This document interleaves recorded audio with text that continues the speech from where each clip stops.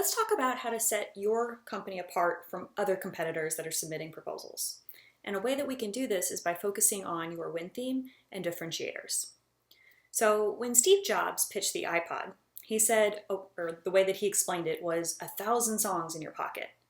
He explained a very technical device in a very simple way. And that really helped people identify and quickly pick up what exactly he was selling. It's 1,000 songs in your pocket.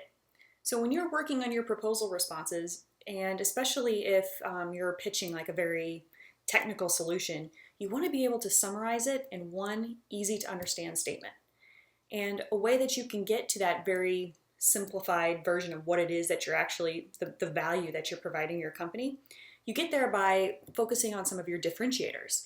So if you were to look at like all of your competitors, and let's say that you're selling a particular construction service, and you're a painter, and let's say that you know that your competitors are using inferior products.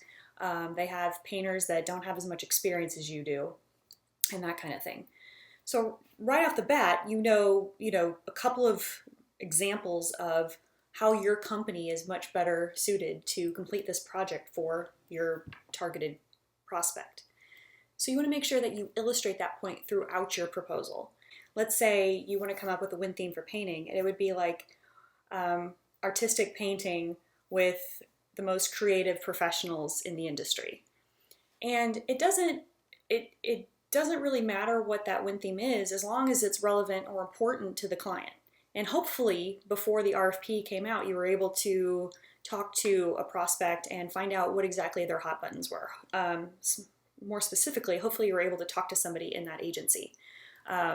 If you're talking to someone in the construction services department of a county that you want to do business with, and they're able to tell you that, the last couple of painters that we had did not do a great job, and they were, they hurried and they didn't hire professionally trained staff and all these kinds of things. Those pain points that person just told you, that department head or whoever is in charge of the construction department, whatever they just told you is like very good information to retain and remember, because those can become your differentiators. And then from those differentiators, you really try to summarize those and come up with one key point that you can keep hitting on. So like in your cover letter, you would make sure that you point out the fact that your painters are well trained. They combined, they have over 30 years of experience. Whatever is true, make sure it's true. But also those aspects that differentiate you from your competitors. And then if you can come up with a really great, a great theme, like 1,000 songs in your pocket. I mean, that's probably one of the best examples I could give you of how to summarize the value of that device. So when you're selling a service, it's a little different. For a software engineering firm I was working with, their theme throughout was great design with the user in mind. So a lot of times, when you're designing custom software applications,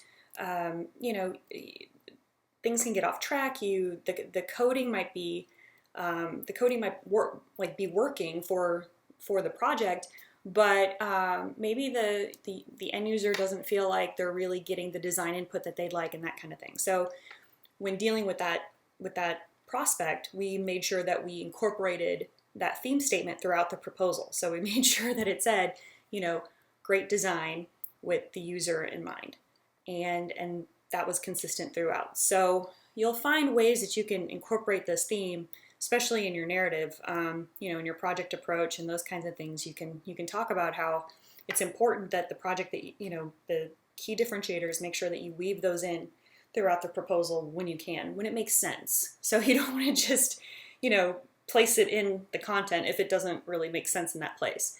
But if you can at all, make sure that you keep it really focused on 3 key differentiators and then 1 theme.